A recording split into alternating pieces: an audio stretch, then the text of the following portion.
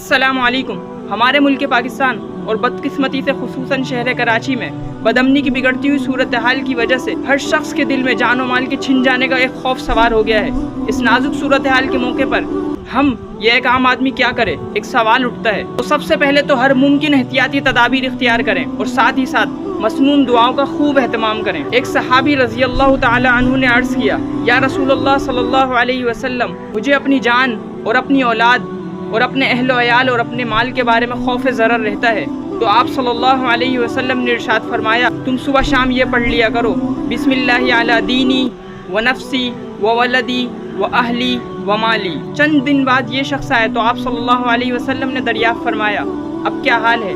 عرض کیا، قسم ہے اس ذات کی جس نے آپ کو حق کے ساتھ مبعوث فرمایا، میرا سب خوف غائب ہو گیا۔ سبحان اللہ۔ ان کلمات کے ساتھ آیت الکرسی اور صبح شام کی خاص دعا یعنی بسم اللہ الذی لا یضر مع اسمہ شیء فی الارض ولا فی السماء وہو السمیع العلیم، صبح شام تین دفعہ پڑھیں اور دیگر دعاؤں کا بھی خوب اہتمام کریں تو انشاءاللہ تعالی ہر قسم کی آفات سے خوب حفاظت رہے گی۔ اپنے بھائی کو دعاؤں میں یاد رکھیے گا۔ فی امان اللہ۔